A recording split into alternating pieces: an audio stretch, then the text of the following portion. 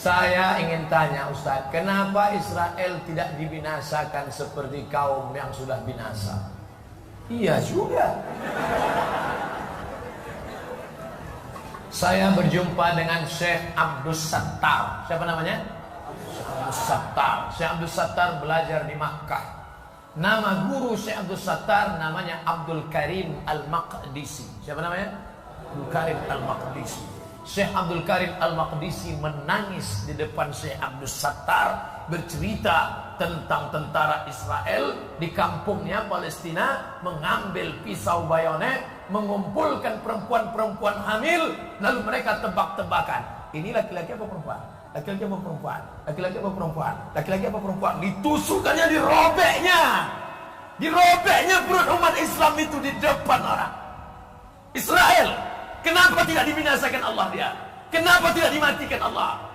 Menangis Syekh Abdul Karim Al-Maqdisi bercerita kepada Syekh Abdul Sattar. Syekh Abdul Sattar menceritakan itu berlinang air mata.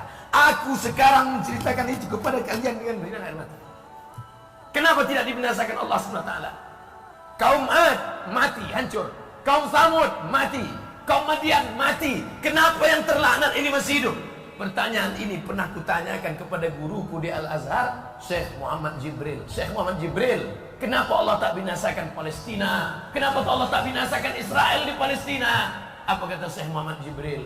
Kalau Allah membinasakan Israel, lalu kau masuk surga pakai apa?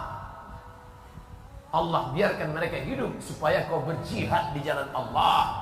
Tapi bukan berarti selesai acara ini kau beli tiket ke Palestina.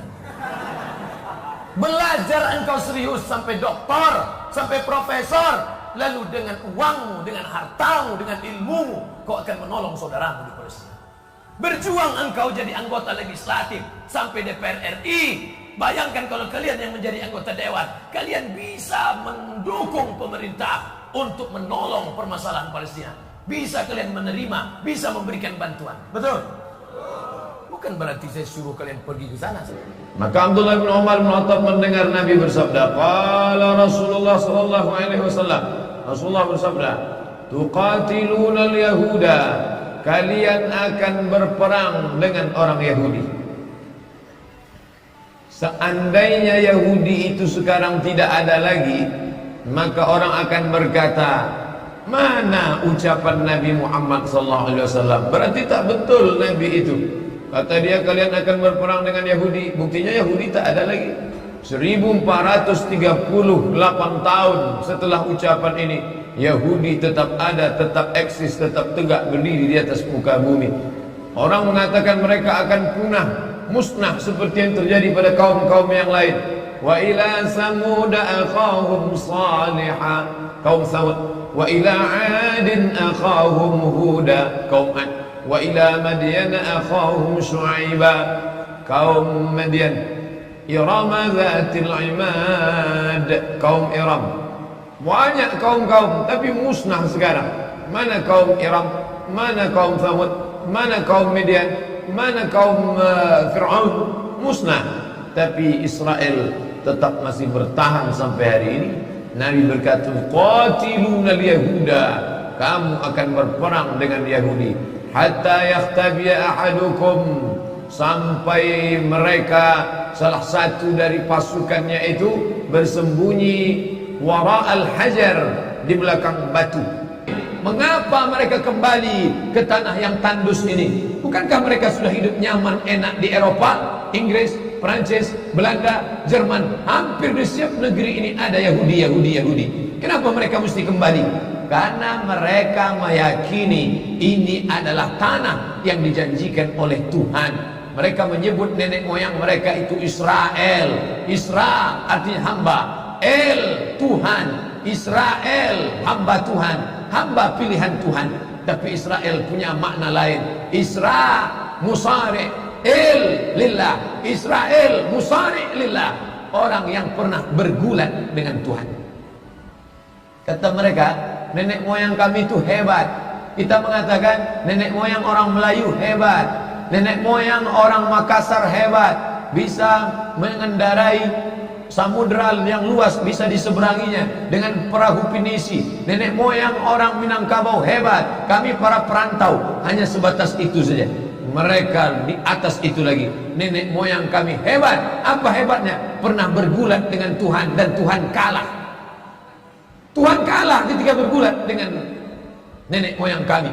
Dan akhirnya ketika Tuhan kalah, lalu Tuhan pun memberikan hadiah. Hai Israel, aku kalah bergulat dengan engkau, maka sebagai kompensasinya aku berikan kepada engkau inilah tanah. Itulah dia tanah Palestina. Dan mereka meyakini itu setengah mati. Mereka dengan keyakinan yang penuh, kami adalah hamba-hamba bangsa-bangsa pilihan Tuhan. Itulah mengapa mereka ramai-ramai. Orang berpikir heran, apa yang mereka kejar ke Palestina? Andai ada orang ingin merebut Irak, masuk akal. Merebut Irak karena banyak sumur-sumur minyak. Andai ada mau ekspansi ke Kuwait, masuk akal, karena sumur minyak di Kuwait banyak. Kenapa kembali ke Palestina? Ada apa? Tanah yang tandus, tanah yang kering kerontang.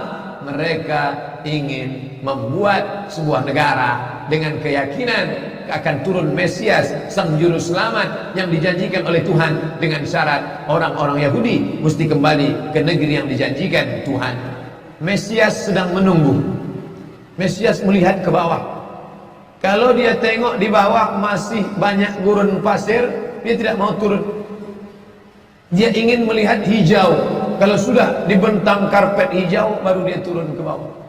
Maka yang dimaksud dengan hijau itu adalah ditanami tanaman-tanaman hijau, penghijauan yang luar biasa. Dan ketika Israel masuk ke Palestina, mereka ambil tanah itu, mereka hancurkan rumah orang Islam, mereka buat tembok panjang.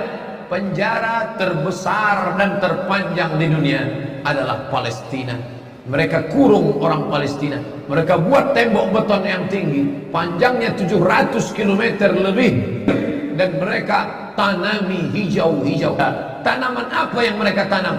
Persis yang dikatakan Nabi SAW, Syajaratul Gharqad, pohon gharqad, bentuknya seperti pinus, tinggi, memanjang. Subhanallah, Masya Allah. Apa yang dikatakan Nabi dulu terwujud sekarang. Mereka tanam pohon gharqad ini sebanyak-banyaknya. Ketika saya sampai ke Rafah, Mesir, Palestina, sampai perbatasan Mesir Palestina, ada satu kota bernama Rafah. Rafah dibagi dua, Rafah Palestina, Rafah Mesir. Di tengah kota Rafah, di batas perbatasan, dan nampak hijau. Lalu gaib penunjuk bertanya ke kami, coba tengok pohon yang hijau itu. Pohon apa itu? Pohon apa ya? Itulah pohon gharqad yang dikatakan Nabi SAW. Mereka tanam sebanyak-banyaknya karena mereka meyakini bahwa Mesias akan mau turun kalau sudah dia tengok hijau. Jangan sampai dikatakan Palestina bukan urusan kita. Ini kan masalah politik. Indonesia ya Indonesia, Palestina ya Palestina. Antum tidak mengerti masalah dunia. Palestina adalah masalah umat Islam. Subhanalladzi asra bi'abdihi. Maha suci Allah yang sudah memperjalankan hambanya minal masjidil haram, dari masjidil haram, ilal masjidil aqsa, masjidil aqsa, masjidil aqsa Palestina.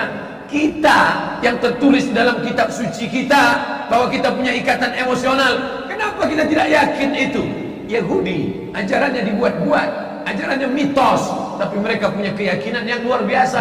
Mereka rebut negeri itu, mereka kuasai, mereka hancurkan negeri musuh. Atas dasar apa? Keyakinan bahwa Mesias akan datang.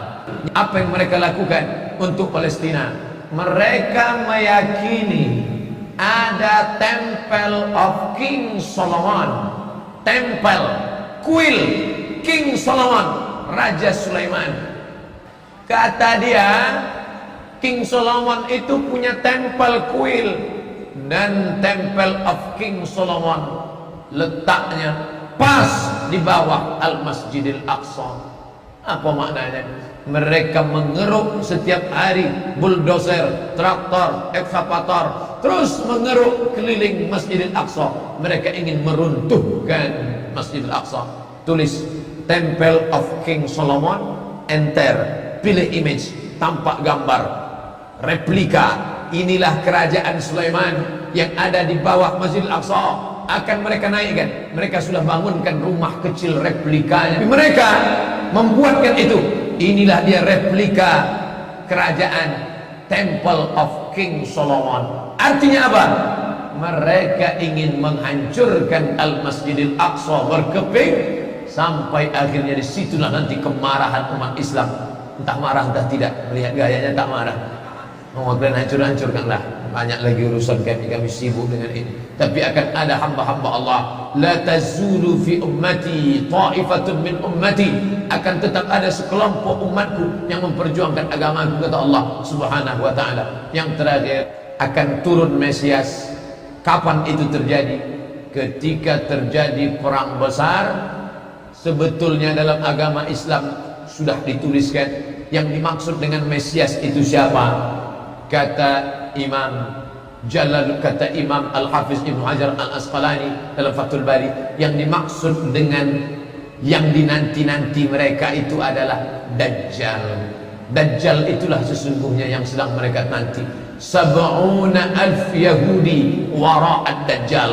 Ada 70.000 Yahudi yang akan berada di belakang Dajjal ketika dia turun nanti. Makanya tiap hari, tiap petang kita berkata, Allahumma inni a'udzubika min azab jahannam wa min azabil qabri wa min fitnatil mahya wal mamat wa min syarri fitnatil masihid Dajjal.